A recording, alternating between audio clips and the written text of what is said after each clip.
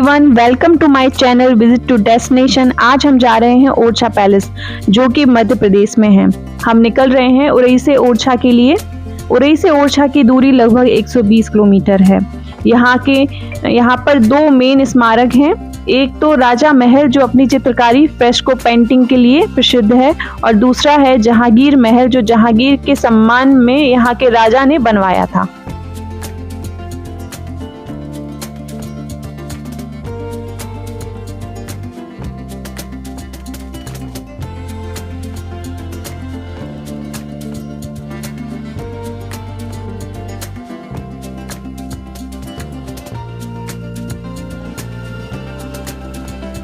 Palace का जो entry gate है उसे कटीला गेट बोलते हैं, क्योंकि गेट पर कई कीलें लगी होती हैं जिससे हाथी भी गेट को ना तोड़ सके।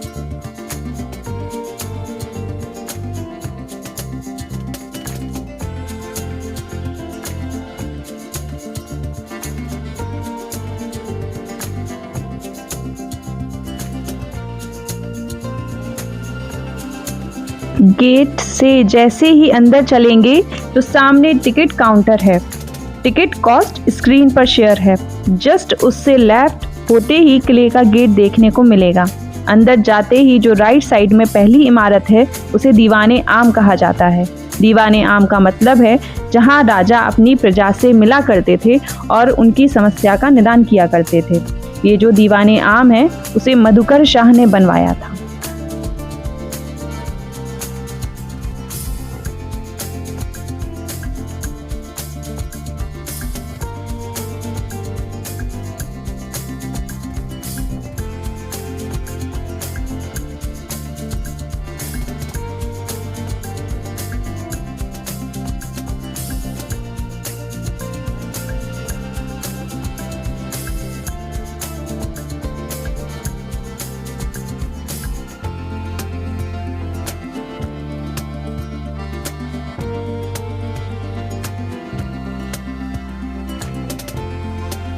राजा महल में घुसते ही राइट साइड में मुख्य मंच है, जिसमें लगे हुए कुछ कमरे हैं, जिसमें राजा के मेहमान बैठकर मंच पर होने वाले संगीत का लुत्फ उठाते थे।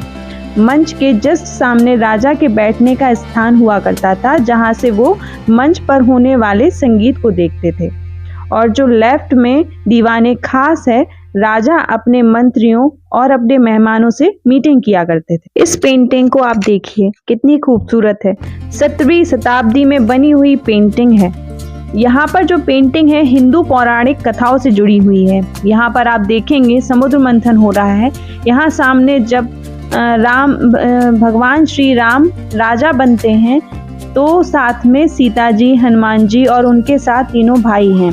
ये सामने वाली पेंटिंग कृष्ण जी की है जो बंसी बजा रहे हैं।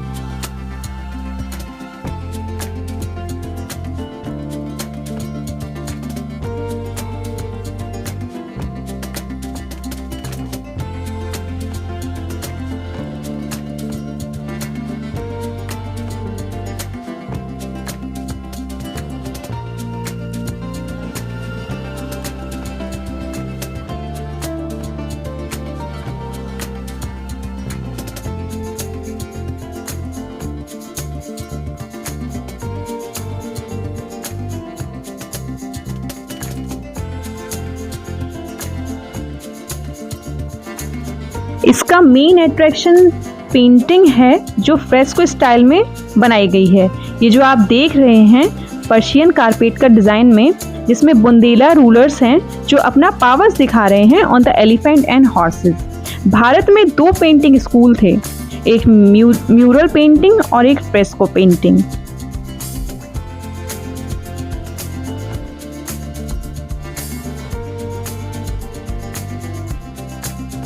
दोस्तों, राजा महल के निर्माण की नींव राजा रुद्र प्रताप ने सन 1501 से 1531 में रखी हुई थी, जिसके बाद उनके बेटे भारती चंद ने 1531 से 1554 तक इसका निर्माण कराया था। इसके बाद उनके छोटे भाई उत्तराधिकारी मधुकर शाह ने कुछ चेंजेस कराए थे। इसके बाद हम जिस आंगन में पहुंचे हैं उसे जनाना आंगन कहते हैं। यहाँ पर जो महिलाएं थी वो रहा करती थी। इसमें टोटल 136 कमरे बने हुए हैं। इसमें 36 नीचे वाले फ्लोर पर हैं और 100 कमरे उसके ऊपर वाले फ्लोर पर बने हुए हैं।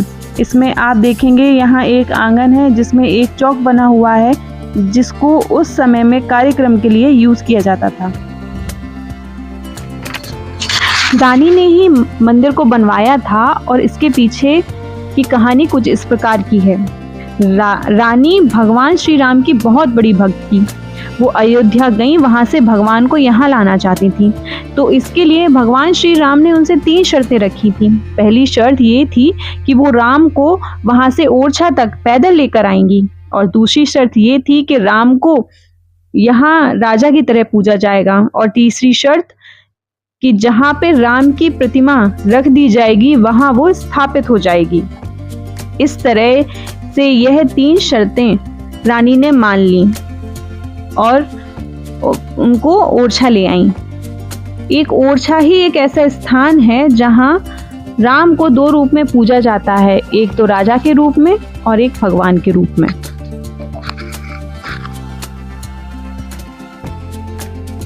अब राजा महल के बाद हम चलते हैं जहांगीर महल के लिए, जो कि राजा महल के पीछे बना हुआ है। ओरछा के राजा वीर सिंह बुंदेला, जो मधुकर शाह महाराज के बाद हुए, राजा वीर सिंह सलीम के बहुत अच्छे दोस्त थे, जो बाद में अकबर के बाद जहांगीर बने। सलीम और अनारकली की स्टोरी तो सबको पता है। जब अकबर ने अनारकली को चिनवा दिया था तो सलीम अकबर से विद्रोह करके प्रयाग चले गए थे। उसी समय अकबर के नवरत्न में से एक अबुल फजल, जो कि एक पोइट था जिसने अकबर नामा जैसी पुस्तक लिखी है, वो सलीम को मार के खुद बादशाह बनना चाहता था। वो सलीम को फॉलो करता हुआ आगरा से ग्वालियर आ गया था। प्रयागराज जाने के लिए उसे बुंदेलखंड बॉर्डर क्रॉस करना पड़ता। जब राजा वीर सिंह को पता चला कि अबुल फजल बड़ी सेना के साथ लेकर सलीम की तरफ जा रहा है, तो वीर सिंह ने अबुल फजल पर अटैक कर दिया और उसके सर को काटकर सलीम को भेंट कर दिया। वीर सिंह का वार इतना घातक था कि अबुल फजल का आंतें तक बाहर आ गई थी, और जिस जगह ये हुआ था उस जगह का नाम आंतरी पड़ गया है। इससे सलीम और वीर सिंह की दोस्ती और गहरी हो गई।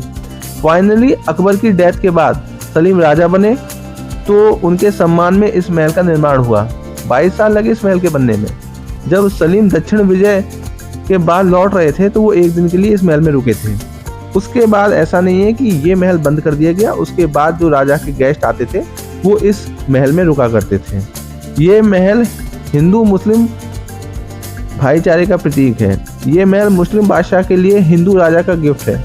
ये हिंदू मुस्लिम प्रेम को दर्शाता है।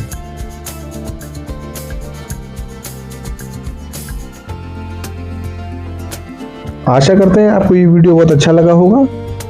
आज की यात्रा हमारी यहीं समाप्त होती है। मिलते हैं नेक्स्ट वीडियो में। धन्यवाद।